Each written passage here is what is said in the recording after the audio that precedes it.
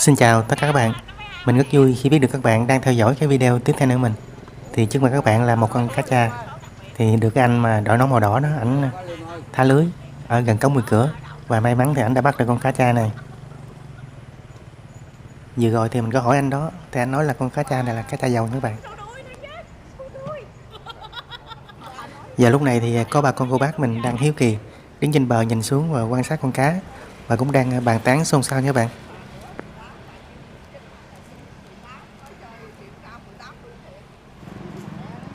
Các bạn có thể thấy là lúc này cái con cá nó lôi cái giỏ lãi đi luôn nha các bạn.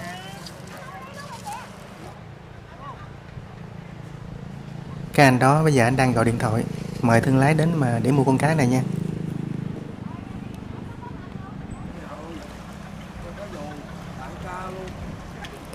Để mà nhận biết được con cá tra dầu thì cái đuôi con cá tra dầu có những cái đốm đen các bạn. Thì cái này mình cũng không biết nữa, nhưng mà mình nghe một số anh em làm nghề xong thì họ nói như vậy.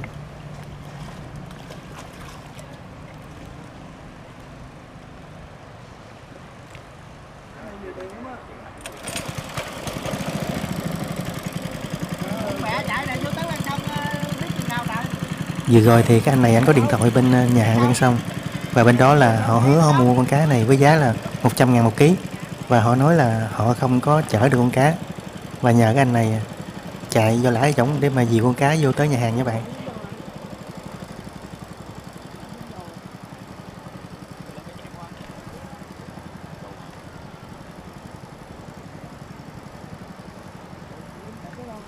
Hồi sớm thì ảnh chạy vô lãi dìu con cá vô trong nhà hàng ven sông, nhưng mà dọc đường thì ảnh thấy là con cá này nó nặng, với lại cái sợi dây mình đang buộc vô cái mang con cá, nếu mà mình chạy với lại cái áp lực nước mạnh á, thì con cá nó sẽ chết.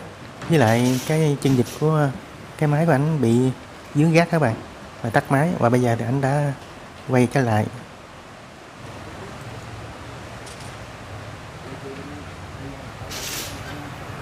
Có khi nào cái thương vụ này bể kèo và ảnh sẽ không bán cá cho nhà hàng nữa, và ảnh sẽ bán cá cho người khác nha các bạn.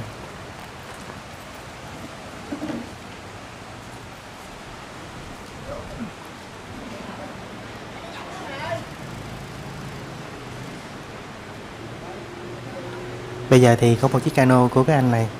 Cái anh này thì nhà ảnh cũng gần cống 10 cửa, thì ảnh cũng là dân đại gia nha các bạn. Có thể là ảnh tới đây để mà ảnh coi, để mình mua con cá này nha.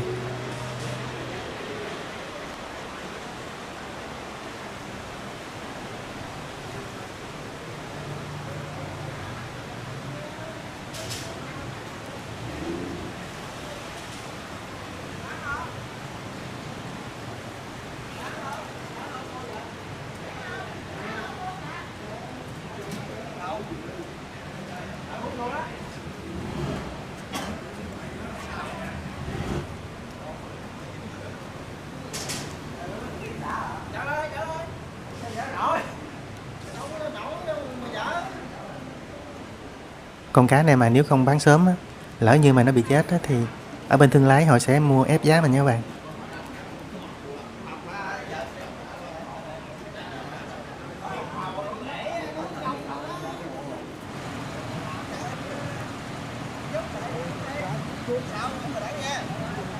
Cuối cùng thì hai bên đã thỏa thuận, thì con cá này là sẽ bán 1 ký là 120.000, giá sẽ cao hơn so với bên nhà hàng ven sông. Hồi sớm họ mua trước đó là có 100.000 một ký nha các bạn.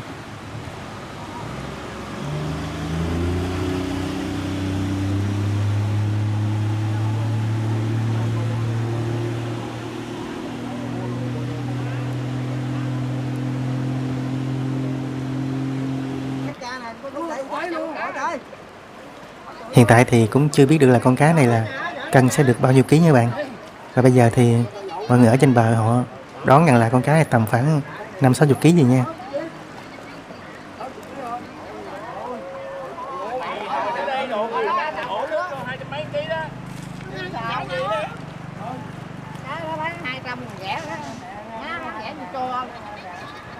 Ở cổng mở cửa này con cá quá trời mà bự, con cá cha có cỡ 30 kg. Quay quay quay. Quá trời rồi, quá giữa luôn. Trời.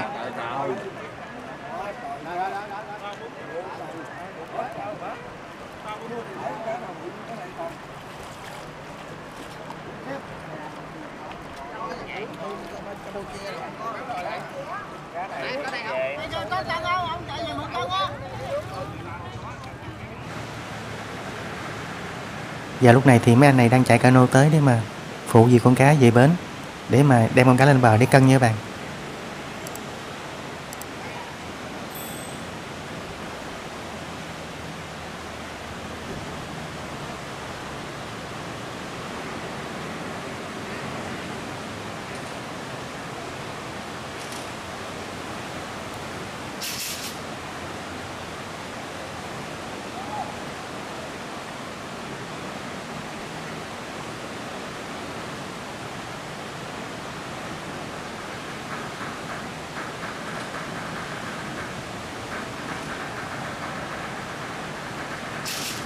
Các bạn có thể thấy là lúc này nước ở cống chảy vô rất là mạnh, bởi vì lúc này là nước đang lớn nha các bạn.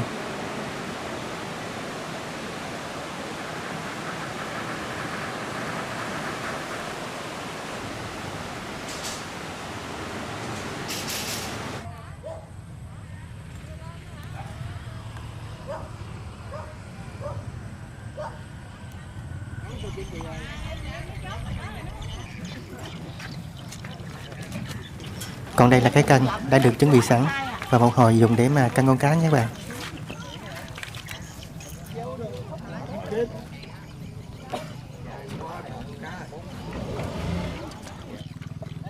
Đâu ông ôm câu cá. Ôi ôi nó ú kìa. Ôi đã thiệt.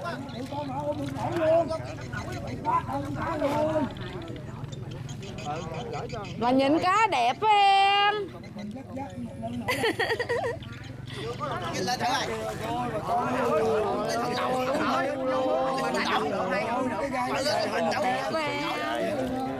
Ồ vậy mà ở dưới sông mình hả trời.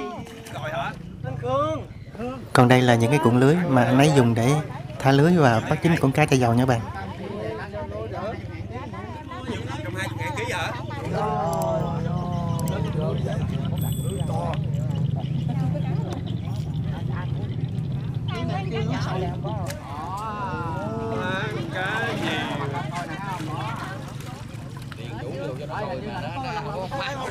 Cái này chắc cỡ 50 tuổi khỏe quá.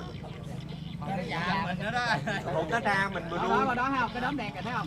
Họ hai đốm. Dỡ lên hoài đi. Thấy không? Có bè dưới đó, bè dưới. Cuối cùng thì trong lúc chờ đợi thì chiếc xe tải dùng để chở con cá đã đến nha các bạn. Và cái tấm bạc cao su này là dùng để lót ở trong xe để mà để con cá lên nha các bạn.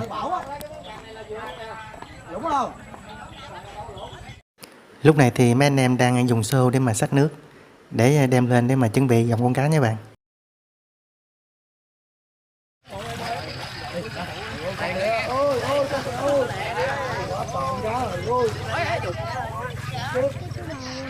Cá ta dầu. Rồi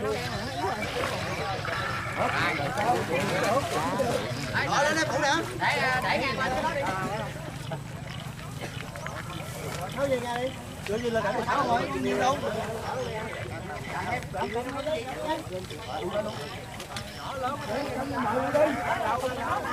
Này mà bào cao cân cái thùng nó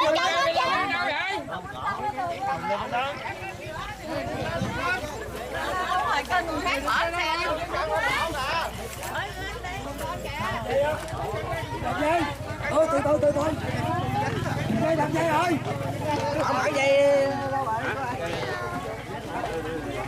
con cá này gọi là cho bác nha phải dây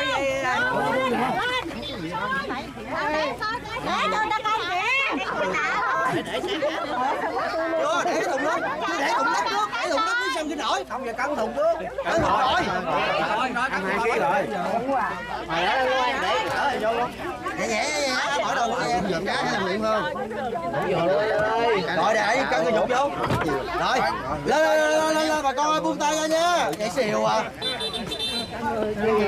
rồi buông tay 72 kg rưỡi. 50 kg rưỡi rồi chưa giờ sao lên Vậy là kết quả cuối cùng là con cá này cân nặng 50 kg nha các bạn.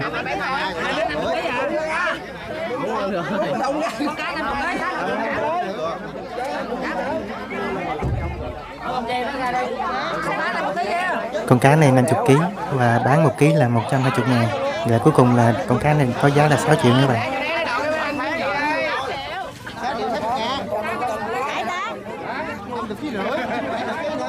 Cá này hơi ốm nữa, cá hơi tụng nó kia là trai.